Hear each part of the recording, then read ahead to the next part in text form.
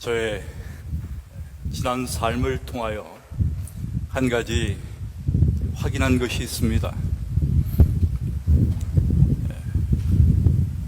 가시는 꽃과 나무에게만 있는 것이 아니라는 것입니다. 사람은 누구나 제 속에 자라나는 가시를 가지고 있고 그것에 수없이 찔리며 살아간다는 것입니다. 그리고 그것을 뽑아내려고 몸부림칠수록 가시는 더 아프게 자신을 찔러댄다는 것도 알게 되었습니다. 매우 행복해 보이는 사람에게도 그를 괴롭히는 가시는 있기 마련입니다. 이렇게 인간은 누구나 할 것 없이 남이 모르는 한두 가지의 고통을 안고 살아갑니다. 이것이 인간의 너나 할 것 없는 보편적 현실입니다. 겉으로는 아무런 문제가 없어 보이는 사람조차도 말하기 곤란한 내면의 고통과 갈등을 가지고 살아갑니다. 행복해 보이는 부부 사이에 수십 년 묵은 가시가 박혀 양편이 다 남모르게 한숨 쉬는 경우도 있습니다. 어떤 사람에게는 용모나 육체적인 장애가 가시가 되기도 하고 어떤 사람에게는 가난한 환경이 가시가 되기도 합니다. 나약하고 내성적인 성격이 가시가 되기도 하고 원하는 재능이 없다는 것이 가시가 되기도 합니다. 뜻대로 되지 않는 자녀로 인해 어려움을 당하는 자녀의 가시를 지닌 분들도 계십니다. 그래서 너는 내 십자가다 하며 사시는 분들이 있습니다. 그리고 그 가시 때문에 사람들은 오래도록 괴로워하고 삶을 혐오하게 되기도 합니다. 이렇게 우리의 인생에는 염려와 아픔이 떠날 날이 없습니다. 오늘 우리는 고린도후서 12장 7절의 말씀을 통해서 사도 바울을 보게 됩니다. 여러 계시를 받은 것이 지극히 크므로 너무 자만하지 않게 하시려고 내 육체의 가시 곧 사단의 사자를 주셨으니 이는 나를 쳐서 너무 자만하지 않게 하려 하심이라. 우리는 이 말씀을 통해 비할 수 없는 특별한 은혜를 받았던 바울이지만 그도 역시 남모르게 고통을 받았던 육체의 가시를 안고 있었음을 확인합니다. 그리고 그 가시는 오랫동안 말하지 않던 자기만의 숨은 고통이었습니다. 사실 우리는 바울에게 있었던 이 육체의 가시가 정확히 무엇이었는지 알지 못합니다. 다만 바울이 늘 고생하던 심한 안질이 아니었을까라는 견해가 지배적입니다. 그러나 우리가 분명히 말할 수 있는 것은 그것이 바울을 오래도록 끈질기게 괴롭히던 육체적인 고질병이었을 것이라는 것입니다. 아마 우리 중 대부분이 가시 들려본 경험이 있으리라 생각합니다. 가시는 눈에 보이지 않은 아주 작은 것입니다. 그러나 작고 잘 보이지 않지만 계속 고통과 불편을 주는 것입니다. 그래서 남 보기에는 멀쩡한 것 같으면서 속으로 앓는 것이 가시의 고통입니다. 우리 가운데도 이런 가시를 지니고 있는 분들이 있습니다. 여러분, 정도의 차이는 있지만 이런 가시는 누구나 다 가지고 있습니다. 그렇지 않다고 생각한다면 아직 아마 인생을 잘 모르는 사람일 수 있습니다. 살다 보면 가시가 들리기 마련이니까요. 이렇게 우리 모두에게 가시가 있습니다. 물론 이런 가시의 고통 자체는 축복이라고 말할 수 없습니다. 주님께서도 우리에게 그런 것을 허락하시는 것을 기뻐하지 않으십니다. 성경 어디에도 그리스도인이 육체의 괴로움을 즐기라고 가르치지 않습니다. 그러므로 육체의 가시는 하나님의 자녀들을 괴롭히기 좋아하는 사단이 즐겨 사용하는 도구가 될 수 있습니다. 이런 도구를 가지고 우리를 육체적으로 약하게 하여 영적으로 쓰러지게 만듭니다. 이런 의미에서 바울은 육체의 가시를 사단의 사자, 하수인이라고 불렀습니다. 누구나 병이 들면 하나님 앞에 엎드려 간구하게 됩니다. 바울도 마찬가지였습니다. 나는 이것을 두고 이것이 내게서 떠나게 해달라고 3번이나 주님께 간구하였습니다. 그는 육체의 가시가 찌르는 아픔이 너무 괴로워 3번이나 특별히 기도했습니다. 그는 정말 진지하게 하나님께 매달려 가시를 뽑아달라고 부르짖었습니다. 여러분, 기도는 정말 귀한 것입니다. 하나님께서는 기도하는 자를 사랑하십니다. 사랑하는 자의 기도이기 때문에 더욱 귀히 보십니다. 그래서 시편 기자는 이렇게 말합니다. 하나님이 실로 들으셨으며 내 기도 소리에 주의하셨도다. 하나님을 찬송하리로다. 저가 내 기도를 물리치지 아니하셨도다. 그렇습니다. 우리의 기도에 주의하시고 우리의 기도를 물리치지 아니하시는 하나님, 그분은 우리의 기도를 귀하게 보십니다. 기도는 인격적인 관계를 말합니다. 하나님과 나라는 두 인격이 서로 깊이 교제하는 것입니다. 하나님은 우리의 아버지이십니다. 아버지와 자녀 간의 사랑이 넘치는 교제에는 자유가 있습니다. 자녀는 아버지에게 자기가 원하는 것을 무엇이나 구할 자유가 있고, 아버지는 자녀의 요구를 들어줄 자유와 거절할 자유를 다 가지고 있습니다. 그래서 우리가 어디가 아프면 고쳐달라고 호소하는 것은 지극히 당연한 일입니다. 사도 바울 역시 그 육체의 고통으로 인하여 간절히 기도했습니다. 그는 많은 신유의 경험을 가진 사람이었습니다. 하나님께서 어떤 병이라도 고쳐주실 수 있다는 확신에는 전혀 흔들림이 없는 그런 사람이었습니다. 그런데 여러분, 이상하지 않습니까? 이것은 정말 의외입니다.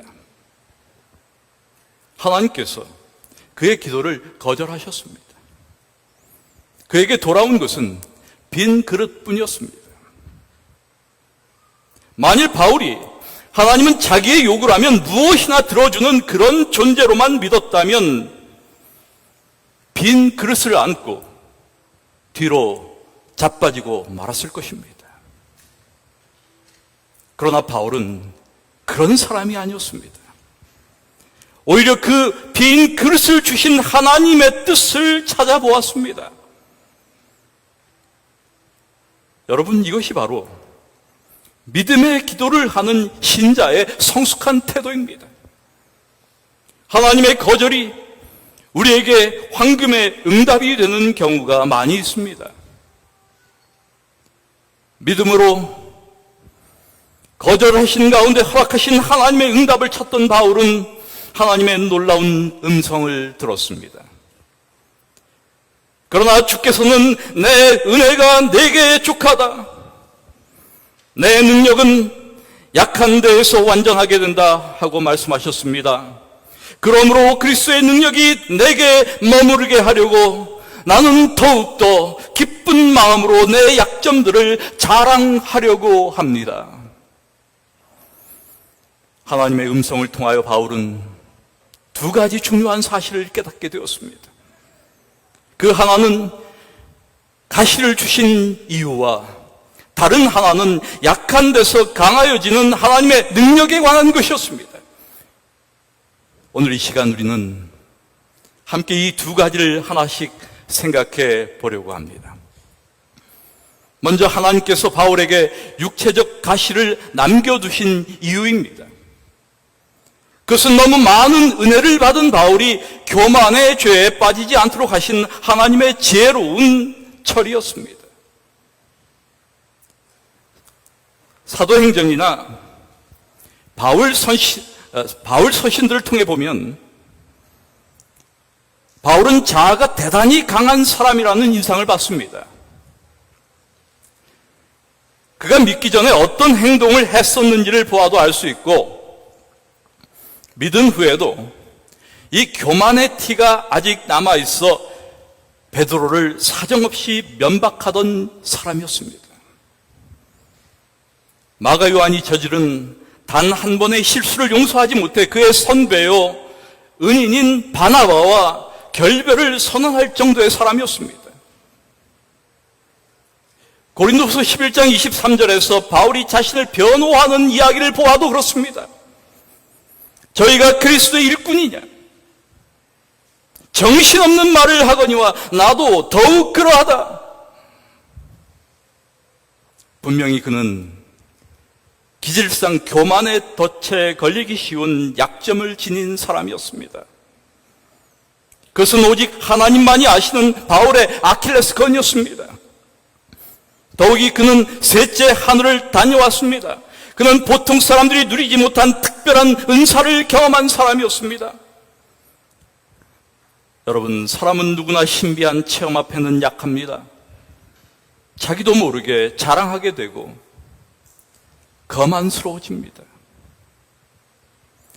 일반적으로 자신이 노력하지 않고 과분한 것을 얻으면 사람은 교만해지기가 쉬워요.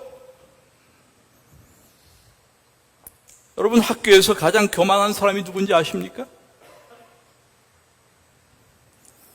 가만 보니까 머리가 좋아서 노력하지 않고 공부 잘하는 학생이에요. 그런데 여자 중에서 교만한 사람이 누군지 아세요? 이게 부모 덕분에 어쩌다가 미인으로 태어난 여자들입니다. 부자 가운데도 손에 못이 박히도록 노력해서 돈을 모은 사람은 교만하지 않습니다.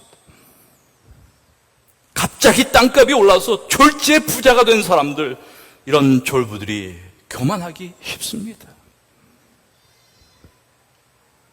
자신의 약함과 한계를 몸소 체험한 사람들, 교만하지 않습니다. 그래서 쉽게 높이 올라가는 것, 좋은 것이 아닙니다. 영적 세계에서도, 신앙의 세계에서도 이런 원리가 상통하고 있습니다. 노력 없이 분에 넘치는 은혜를 받으면 교만해지기가 쉬워요. 나이덕의 산문집 빈통의 물이라고 하는 책에 이런 글이 있습니다. 삶의 가시마저 없었다면 우리는 인생이라는 잔을 얼마나 쉽게 마셔버렸을 것인가? 인생의 소중함과 고통의 깊이를 채 알기도 전에 얼마나 웃자라 버렸을 것인가? 실제로 너무 아름답거나 너무 부유하거나 너무 강하거나 너무 재능이 많은 것이 오히려 삶을 망가뜨리는 경우를 자주 보게 된다. 그런 점에서 사람에게 주어진 고통, 그 날카로운 가시야말로 그를 참으로 겸허하게 만들어줄 선물일 수도 있다. 그렇습니다, 여러분. 가시야말로 바울을 참으로 겸허하게 만들어줄 선물이었습니다. 하나님이 보실 때 바울이 교만해질 위험을 사전에 막는 길은 육체의 가시를 거두지 않는 것이었습니다. 교만은 하나님께서 가장 싫어하시는 악입니다. 하나님께서는 교만한 자를 대적하신다고 하셨습니다. 유명한 신곡을 지은 단테는 자기에게 가장 악한 죄 7가지를 선정했는데 그 가운데 첫 번째가 교만이라고 했습니다. 왜냐하면 교만은 자기 사랑의 다른 형태요, 자기 숭배의 다른 형태이기 때문이다 라고 했습니다. 그렇습니다. 분명히 교만은 하나님께 돌릴 영광을 자기가 취하는 자기 숭배의 일종이라고 할 수 있습니다. 그래서 하나님은 교만한 자를 더 미워하고 대적하시는 것 같습니다. 하나님께서는 바울이 자기의 대적이 되는 것을 원치 않으셨습니다.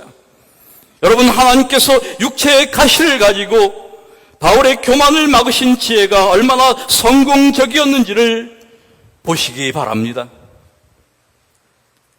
14년 동안 셋째 하늘에 다녀온 이야기를 한마디도 입에 담지 않았습니다. 여러분, 이게 가능할까요? 그가 부득이하여 고린도후서 12장에서 그 이야기를 하게 되었을 때 그는 3인칭을 써서 그 자신을 숨기고 있는 것을 볼 수 있습니다. 그는 육체의 가시를 통해서 오직 주님만을 자랑하는 겸손한 사람이 되었습니다. 오늘의 나가 된 것은 오직 주의 은혜라고 고백하는 겸손한 사람이 되었습니다. 여러분, 사람은 누구나 교만하기 쉬운 기질을 가지고 있습니다. 바울의 교만을 다루신 주님은 반드시 우리의 교만도 다스리실 것입니다. 우리의 교만을 꺾기 위하여 주신 우리의 가시는 무엇일까? 육체의 질병인가? 고부간의 갈등인가? 혹은 경제적인 압박인가? 여러분, 하나님 앞에 날마다 엎드려 수없이 기도하지만 여전히 남아있는 문제가 있다면 일단 하나님께서 나의 겸손을 위하여 허락하신 가시라는 것을 인정하셔야 합니다. 여러분, 혼자서 가슴속에 깊이 안고 있는 내면의 뿌리 깊은 고통, 그것으로 인해 가슴 아파하고 시리에 빠지는 일이 자주 있다면 왜 그것이 계속 남아있는지 하나님께 물어보셔야 합니다. 틀림없이 주님 앞에 겸손하고 온전히 순종할 수 있는 자랑스러운 하나님의 자녀를 만들기 위해서라는 조용한 음성을 들을 수 있을 것입니다. 이제 바울은 약한 데서 강하여지는 하나님의 능력을 체득하였습니다. 주님은 바울에게 내 은혜가 내게 족하도다. 이는 내 능력이 약한 데서 온전하여짐이라고 말씀하여 주셨습니다. 이것은 정말 바울에게 놀라운 발견이었습니다. 평소에 그는 육체의 가시가 자신을 영육간에 약하게 만든다고 우려해 왔습니다. 그러나 주님의 음성을 듣자마자 자기 생각이 잘못되었다고 하는 것을 깨달았습니다. 주저하지 않고 주님의 판단이 옳다고 승복합니다. 그러자 그에게 놀라운 기쁨이 찾아 들어왔습니다. 드디어 큰 소리로 이렇게 외쳤습니다. 내가 약할 그때 곧 강함이니라. 그렇습니다. 하나님은 스스로 강하다고 자부하는 자를 사용하지 않으십니다. 하나님 없는 독립자, 그는 하나님 눈에 가장 약한 사람입니다. 하나님을 모신 사람, 그는 세상이 감당치 못하는 사람입니다. 우리의 가시가 무엇이든지 간에 하나님은 그 가시를 통하여 우리를 강하게 하십니다. 마귀는 우리의 가시를 실망하고 좌절하여 넘어뜨리는 도구로 사용하려 하지만 하나님은 우리를 무능하고 연약한 사람으로 만들지 않으십니다. 바울의 생애를 살펴보면 약한 데서 강하여진다라고 하는 주님의 말씀이 얼마나 놀랍게 입증되었는가를 볼 수가 있습니다. 많은 헬라의 도시들이 복음 앞에 굴복하였습니다. 사랑하는 여러분, 비록 우리가 가시로 인해 한숨을 쉬고 눈물을 흘리는 날이 많다 할지라도 그것이 나를 더욱 하나님을 의지하게 하는, 나를 강자로 만드는 하나님의 손길임을 잊지 마시기 바랍니다. 그리고 그 가시야말로 우리가 더 깊이 끌어안고 살아야 할 존재인지 모릅니다. 현실을 극복하는 그 초인적인 능력, 이것은 어디에서 오는 것일까? 캄캄한 밤하늘의 별을 세면서도 낭만하지 아니하는 이 능력, 이것은 어디서 오는 것일까? 바로 나의 약함을 통해서 하나님으로부터 오는 능력입니다. 우리는 이 능력을 가지고 비로소 범사에 감사할 수 있습니다. 항상 기뻐할 수 있습니다. 우는 자와 함께 울며 웃는 자와 함께 웃을 수 있습니다. 나의 십자가를 가볍게 지고 갈 수 있습니다.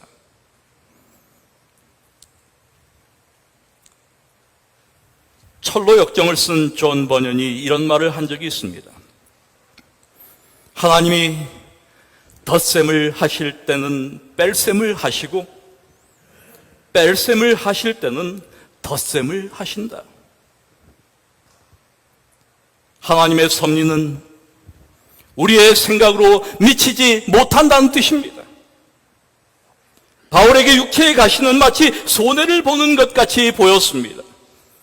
그러나 하나님은 오히려 더 많은 것으로 더해 주셨습니다. 하나님의 수학 공식은 우리의 것과 다릅니다. 우리는 언제나 더하는 것이 많아지는 것이요 빼는 것은 줄어지는 것이라 생각합니다. 그러나 약한 데서 강하여지는 능력을 만들어내는 신앙의 세계에서는 통하지 않는 법칙입니다. 우리의 고통, 우리의 문제, 우리의 실패 등은 우리에게 뺄셈같이 보이지만 하나님에게는 덧셈이라는 사실을 잊지 마시기 바랍니다. 역설적이게도 우리로 하여금 우리의 삶 전체가 하나님의 손에 있다는 것을 확신시키려고 하나님은 우리를 때로는 낮추시기도 하시고 줄이게도 하십니다. 사랑하는 여러분, 하나님을 사랑하는 자, 곧 그 뜻대로 부르심을 입은 자들에게는 모든 것이 합력하여 선을 이룹니다. 바울이 육체의 가시를 가진 채 놀라운 기쁨을 맛보았던 일은 아무나 쉽게 이해할 수 있는 것은 아닙니다. 오직 체험하는 자만이 아는 하늘의 기쁨입니다. 흔히 우리는 기쁨이란 고통이 물러간 후에 그 자리에 대신 들어온다고 생각합니다. 그러나 영적인 기쁨은 반드시 그렇지 않습니다.